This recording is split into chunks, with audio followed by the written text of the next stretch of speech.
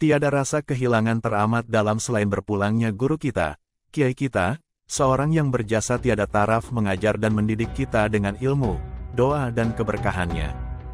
Hari ini Ahad, tanggal 21 Mei tahun 2023, guru kita Romo Kiai Haji Azizi Hasbullah, seorang pendekar fikih Lirboyo Kediri dan pengurus PBNU wafat di RS Hasan Sadikin Bandung. Duka teramat dalam. Kami bersaksi beliau adalah orang baik sekali, tergolong mukhlisin, totalitas hidupnya untuk mengaji dan mengajar kitab kuning, membimbing santri dalam berbatsul masail dengan elegan, memberi rumusan keagamaan yang bernas baik dalam level batsul masail pesantren Lirboyo, antar pesantren, di berbagai level dari ranting, wilayah sampai PBNU. Semoga amal ibadah, amal baik, dedikasi, khidmah, dan segala kebajikannya diterima oleh Allah dan diberi ampunan atas kehilafannya. Amin. Lahu Al-Fatihah.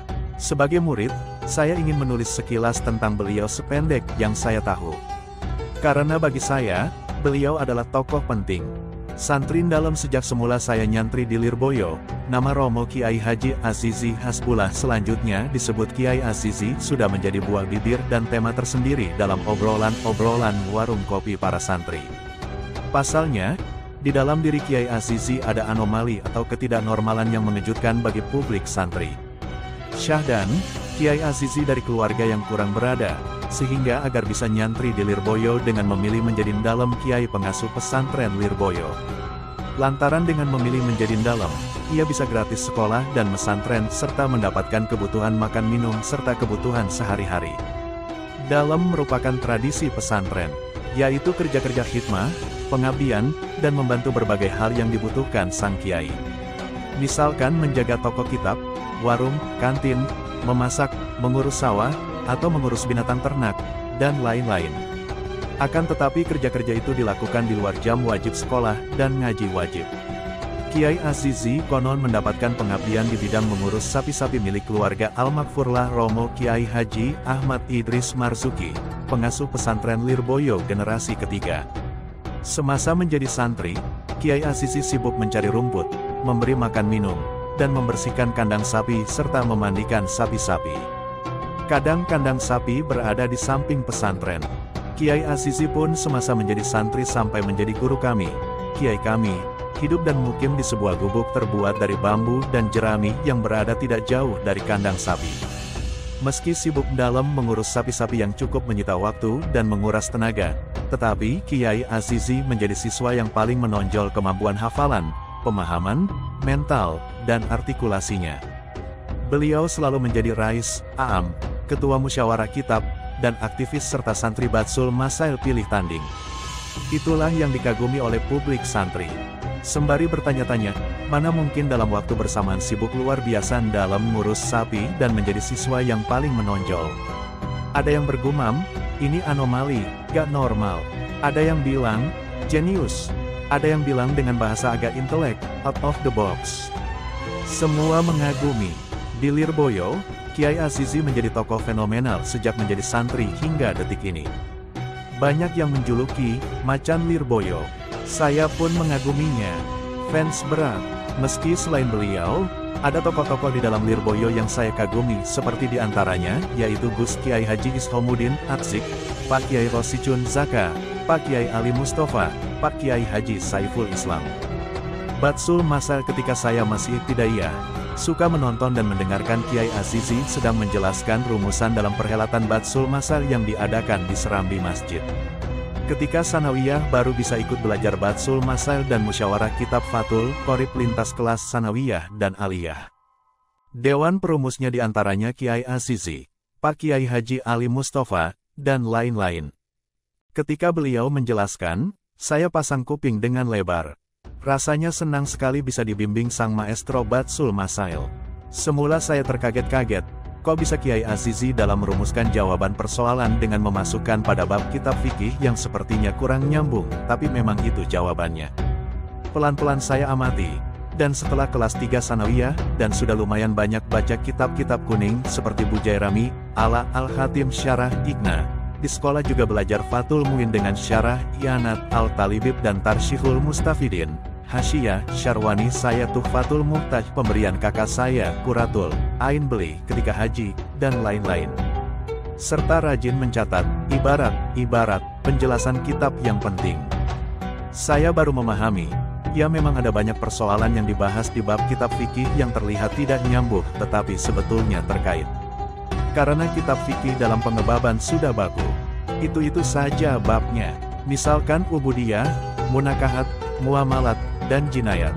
Bagi yang biasa membaca buku modern, pasti akan bingung mencari jawaban dari kitab kuning. Sebab buku modern ditulis secara spesifik dan tematik serta kasuistik, masalah per masalah. Sedangkan kitab kuning tidak ditulis secara tematik dan spesifik. Kita tidak akan menemukan tema tahlilan atau sedekah yang pahalanya untuk mayat, tapi kita akan menemukannya di bab janazah, dan lain-lain. Akan tetapi terkadang ketika tidak ditemukan jawaban secara literalis dalam kitab kuning, Kiai Azizi memberi rumusan dengan teori ilhaq, menganalogikan persoalan kontemporer kepada persoalan yang ada dalam narasi kitab kuning yang berbeda tapi mengandung titik persamaan yang dapat menyatukan dan mengerucut pada hukum yang sama. Kursus ketika tiba saatnya di sekolah MHM, Madrasah Hidayatul Muhtadiin. Lirboyo saya mendapati materi kitab usul fikih warakat, disusul Tahsil al-Turukat, dan Lubul Usul. Kakak kelasku, Kang Said Salim yang saat ini menjadi kakak ipar menitipkan saya ke Kiai Azizi untuk ikut kursus kitab usul fikih. Karena Kang Said saat itu mau boyong tamatan. Kami sowan dengan membawa gula batu dan teh yupet khas Cirebon. Sejak saat itu saya aktif kursus usul fikih kitab Lubul Usul bersama Kiai Azizi di biliknya yang terbuat dari bambu dan jerami itu. Biasa kita menyebutnya, gedek. Saya masih terngiang cara beliau menjelaskan pengertian dari kata per kata yang ada di dalam kitab. Sejujurnya saya baru bisa memahami usul fikih berkat kursus dengan Kiai Azizi. Sehingga ketika beranjak naik kelas aliyah menjumpai kitab Jamu al-Jawami 2 jilid, saya merasa agak ringan karena ada modal kurus kitab Lubul Usul bersama Kiai Azizi. Buku ketika aliyah, tahun-tahun 1998 sampai tahun 2000. Di saat saya sedang gandrung membaca buku-buku pemikir Muslim Indonesia maupun Timur Tengah bahkan Barat, sembari saya terkadang nulis di majalah dinding Lirboyo dan menjadi sekjen Batsul Masail kelas aliyah. Saya sowan ke Kiai Azizi dengan tujuan mengkopi makalah-makalah beliau. Beliau memberikannya, lalu makalah-makalah itu saya ketik ulang di tempat rental komputer di kota Kediri dan saya simpan di disket. Saat itu belum ada flash disk. Saya edit dan kasih pengantar kajian atas tulisan-tulisan beliau. Jadilah buku yang diberi judul, Kontekstualisasi Doktrin Fikih Islam. Buku itu diterbitkan dan dicetak oleh kami bersama teman sekelas, Fajar Mukhlasin Nur ketua kelas yang juga orang Malang, Bustomi, dan lain-lain.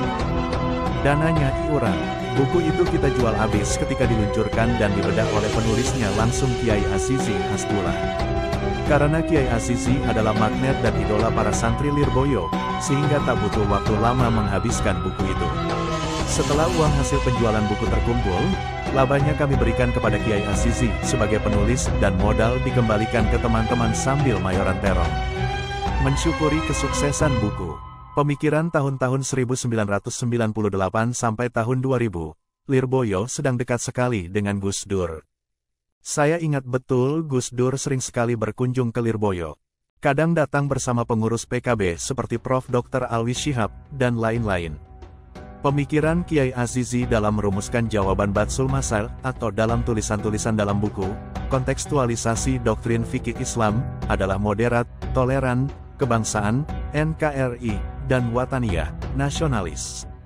Pada saat itu saya sempat terbersit di benak sebuah pertanyaan, apakah pemikiran Kiai Azizi itu terpengaruh oleh pemikiran Gus Dur atau autentik? Pertanyaan itu terjawab dengan 3 hal. Pertama, Kiai Azizi dalam membangun argumentasi dengan basis narasi fikih kitab kuning. Kedua, Kiai Azizi ahli fikih dan saban harinya berjibaku dengan kitab kuning dan Batsul Masail. Ketiga, santri original dan tanpa sekolah atau kuliah di kampus. Karena itu, saya berkesimpulan bahwa pemikiran Kiai Azizi adalah autentik dan memiliki keunikan tersendiri. Belakangan Lirboyo terdapat Mahat Ali yang spesialisasinya adalah fikih kebangsaan, di mana Kiai Azizi adalah salah satu tokoh sentralnya. Sebagai murid, Pada tahun 2021, kami pernah mengundang beliau bersama Kiai Zahrawardi untuk menjadi perumus LBMP WNU DKI Jakarta. Dan bersedia datang, betul-betul datang ke Jakarta. Kami senang sekali, terasa mendapatkan keberkahan dan wawasan yang luar biasa.